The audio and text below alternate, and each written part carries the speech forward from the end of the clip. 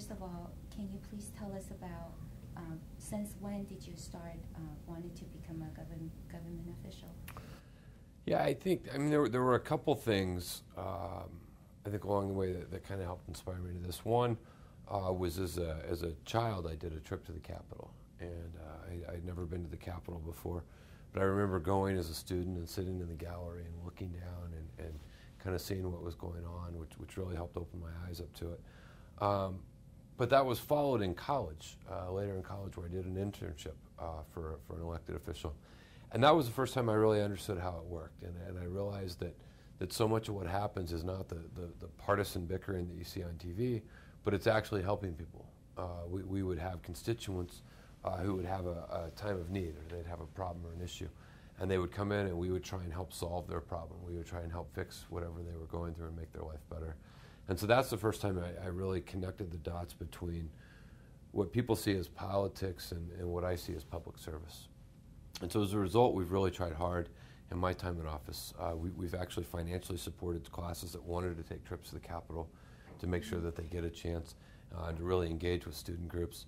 And then also to have a lot of interns from college and really try and expose a lot of young people to what it is, because despite all the challenges, despite all the negativity, it still is an amazing profession where you focus on making people's lives better. And I think more people need to see that aspect. One of my son's teacher, and her name's Mrs. Miller, and she's teaching the government at the AP class in San Marco Mission Hill High School. And she would like to know, what is the negative campaign that is being aired on TV that affect, why is there negative campaign all the time? Because they're running a trial in their class. Right.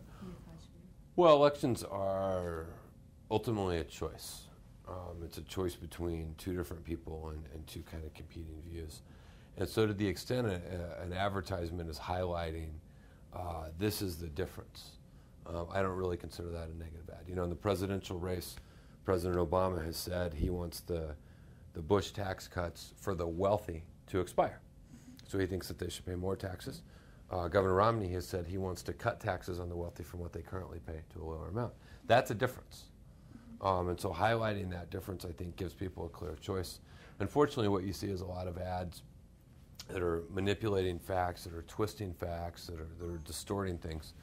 And all you can hope is that at some point the public has an ability to see through that and really judge people on the merits of what they want to do and what they say they're going to do.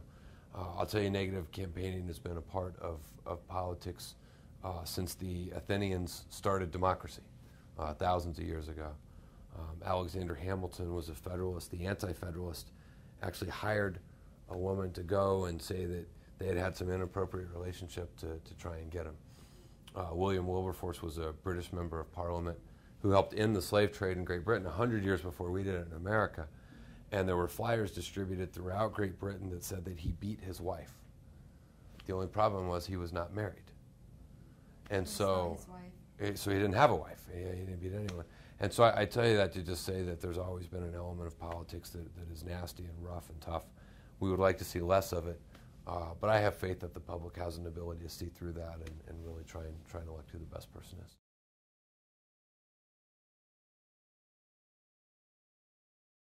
Well, you got to find your passion, and that's what I always encourage people to do. Find a passion and get behind it. And so if your passion is the environment, and you feel strongly, then go work for an organization in the political sphere that promotes a better environment. If your passion is solving the homeless problem, then go work on that. But find something, find a cause, find a passion, and really get motivated, and maybe go work for an elected official that supports that cause, or work for a political party that supports that cause. But we just need more committed people involved. And then campaigns are rough and elections are tough, but you got to be able to fight through that and come out. But young people have so much. They have so many things that are so needed in politics. They have an optimism about the future. When you have the majority of your life ahead of you, you want it to be better. Right? A better future is vital, because you're still going to get married and have kids and have a job. And so they have a real optimism about the future, a kind of hopeful enthusiasm that really rubs off on politics. And then they have passion and drive and energy. And if we can get that channeled in a positive way of making a difference, it's good for all of us. The students, they only have 2 months, less than, actually 44 days before the election for them to run their own campaign with the 2 different candidates. So for each of them, what would you say to them how to run this campaign without, don't think of as a negative act if you find the right point, right? So every election is the same. Whether you're running for Can we make it different? A school body president, whether you're running for Congress or whether you're running for president. Abraham Lincoln had this great advice. They said, how do you win elections? And he said, I get a list of the voters. I look at who's with me and who's with my opponent. The ones that are with me, I make sure they vote. The ones that are with my opponent, I don't worry about. And all the ones that are undecided, I go talk to. And so I would tell the students that are running to make a list of the students, figure out who's with them, figure out who's not, and who's undecided. Make sure all the people that are with you turn out and vote, and go get as many of those undecideds as you can. And then I would also say, you don't have to negative campaign, but you do have to highlight the difference. Right? So if 2 candidates are saying the exact same thing, then there's no motivation to vote for one or the other. And so you got to say, hey, this is what makes me different. This is my vision for the position I have, and this is the other person's. But you don't have to do that in a negative way. And I still don't know what age that you decided I'm going to run. Well, I don't think there was an age. I mean, where I specifically decided I was going to run.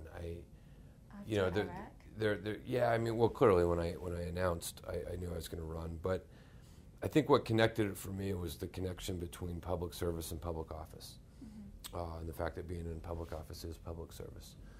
Then I went and was in the Marines and did a number of deployments. And then when I knew that that was coming to an end and it was time to move on to the next phase in life, I remember thinking I'm going to run for the legislature because public office is public service, and you have the opportunity to make a real difference in the lives of the people you represent.